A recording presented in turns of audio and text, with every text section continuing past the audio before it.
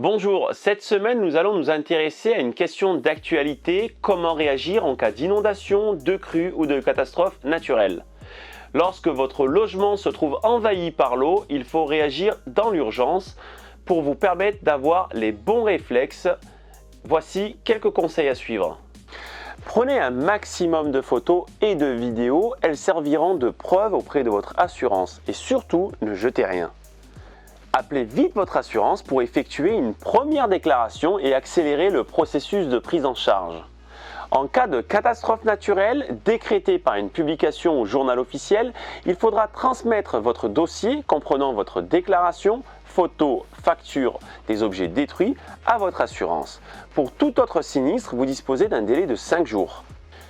Avant tout travaux, deux étapes primordiales sont à respecter. L'étape numéro 1, assainir. Il faut savoir que l'eau provenant de l'extérieur qui est rentrée dans votre logement est chargée de virus, bactéries, pollutions qui infecteront votre habitation.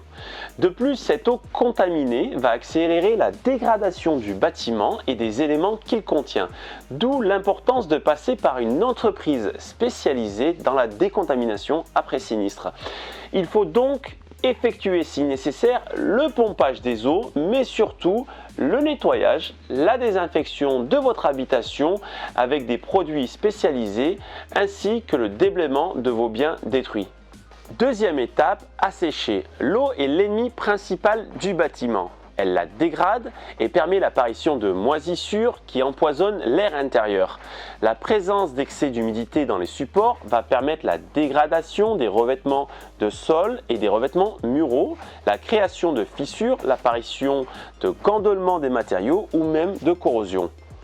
C'est pour cela qu'il faut mettre en place un assèchement consistant à récupérer l'excès d'humidité qui a été absorbé par l'air, le bâtiment et vos biens.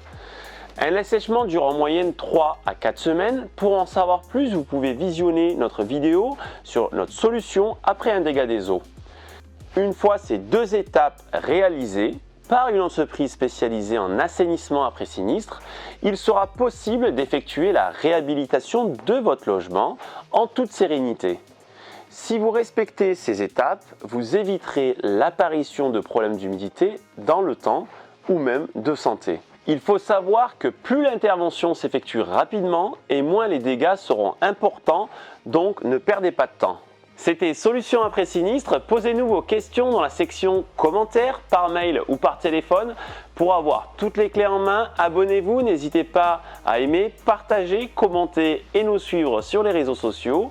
N'oubliez pas, savoir, c'est prévoir pour mieux agir. À très bientôt.